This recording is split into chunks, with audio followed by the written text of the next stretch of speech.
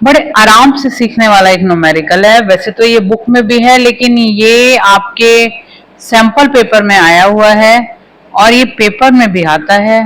और प्रोबेबिलिटी है जो लोग अब इस वीडियो तक पहुंचे हैं ना, ये रॉन्ग करोगे। 99% प्रोबेबिलिटी है कि रॉन्ग करोगे। एक बार सीख लो, शायद समझ में आ जाए। देखो जी, क्या है, निर्मला दिविशा एंड सारा वर partners in a firm sharing profit and loss in the ratio of 3:4:3। Books were close on 31 March every year, पर सारा की जो डेथ हुई है वो 1 फेब को हो गई, यानी अप्रैल टू जनवरी तक वो जिंदा थी।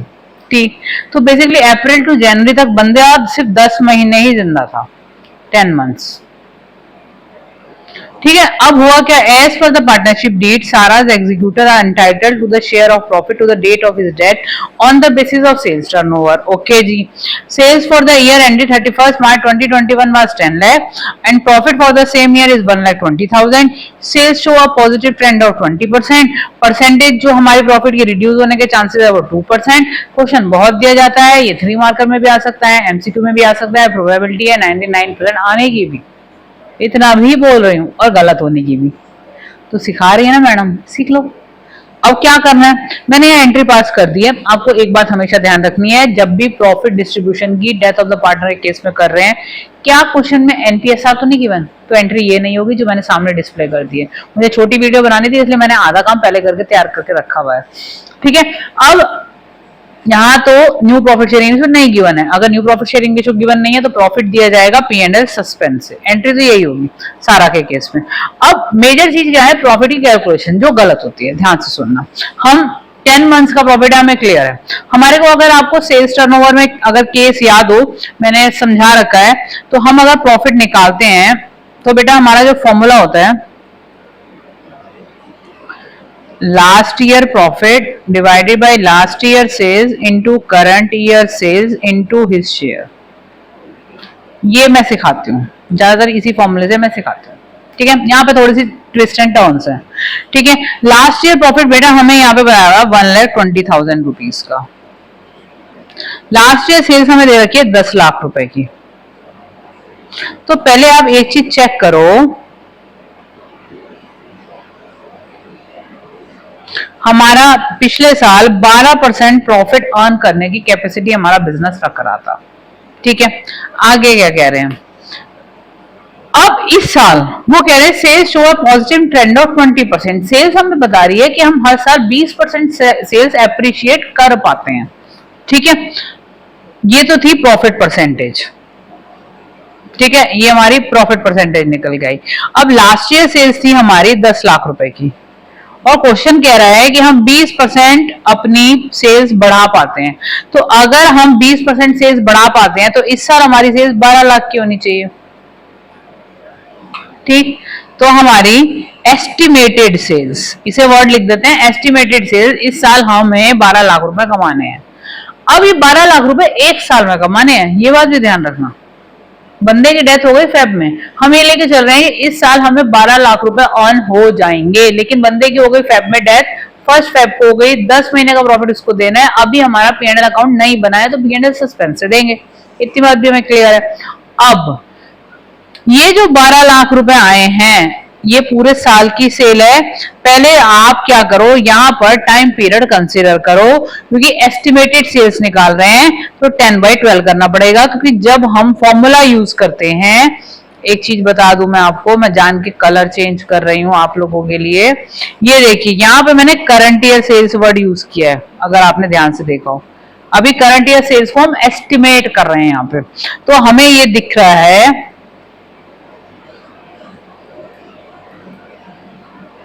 तो इस साल अगर हम कमाएंगे तो 10 लाख कमाएंगे सेल्स में। ठीक है, करंट ईयर सेल्स का एस्टिमेशन आ गया हमारे पास। अब प्रॉफिट के लिए हमें क्या बोला कि हमारा जो प्रॉफिट है, percentage of profit earn is reduce by 2%, लेकिन जो आप प्रॉफिट अर्न करने की कैपेसिटी निकाल रहे हो वो 2% रिड्यूस कर दो, कभी कभी अप्रिशिएट भी कह देते हैं।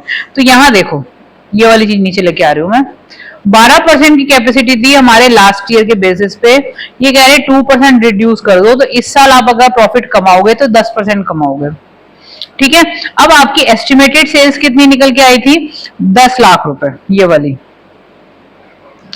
आपने 10 लाख रुपए कमाना था इस साल, उस पे अगर आप 10% प्रॉफिट कमाते हैं तो आपका बेसिकली 1 लाख रुपए आता है। ठीक, अब जो बंदा प्रॉफिट लेके जाएगा अपना हिस्सा, बच्चा क्या करता है, यही छुड़ा के ऊपर डाल देता है, जल्दी जल्दी होती है ना बहुत। आ जाओ, अब हुआ क्या, जिस बंदे की डेथ हुई है वो है हमारी सारा। सारा का शेयर है 3/10, तो 1 लाख का आप 3/10 कीजिए, तो बेसिकली उसका प्रॉफिट में हिस्सा 30,000 बना, तो आप इस 30,000 से एंट्री करेंगे। अच्छा क्वेश्चन था कि नहीं था? मेरे लिए तो बहुत अच्छा क्वेश्चन था, क्योंकि ये मेरे बच्चे बार बार मेरे से सीखते हैं, तो मुझे लगा हम चैनल पे ही डाल देते हैं, 10 बच्चे और सीख लें या 15 बच्चे और सीख लें जिन्होंने सब्सक्राइब कर रखा है, उनका भी कुछ भला हो जाए। ठीक है, एक क्वेश्चन और लेना है मुझे, आ जाओ। ये भी सीबीएसई के पेपर में आया है, क्वेश्चन छोटा सा है, जरा सा दिमाग लगाना है, लेकिन गलत हो जाता है। Ravi Mohan Sohan were partners in a firm. On 31st March 2022, Mohan retired from the firm. On Mohan's retirement, the balance sheet of the firm showed debtors of 1,95,000. It was decided to record unrecorded debtors and create a provision of bad and doubtful debts. वैसे तो 11th में कर लेते हो, लेकिन बिल्कुल ऐसा 11 जैसी एडजर्मेंटी तो होनी नहीं है। हमें ये पता चला कि हमें 1,95,000 के 1,95,000 के हमारे डेटर्स थे और 5,000 के अनरिकॉर्डेड डेटर्स जिन्हें हमने रिकॉर्ड नहीं किया था। ये तो हमारे लिए गेन नहीं हो गया? हमारे लिए गेन हो गया ना, जिस एसेट को हमने रिकॉर्ड नहीं किया। तो हमारे लिए अगर गेन होता है तो रिवैल्यूएशन क्रेडिट होता है, डेटर डेबिट होगा, एसेट क्रिएट कर रहे हैं, हमें पता चला 5,000 रुपए हमें और मिलने वाले हैं। तो चलो जी, पहले तो आप जो गेन हुआ है वो दिखा दो रिवैल्यूएशन से, क्योंकि चाहे एडमिशन हो, चाहे रिटायरमेंट हो, चाहे चेंज इन पीएसआर हो, चाहे डेथ हो, सब में ये वाला क्वेश्चन आ सकता है, सेम तरीके से आ सकता है, और आपको यही ट्रीटमेंट देना है चारों चैप्टर में।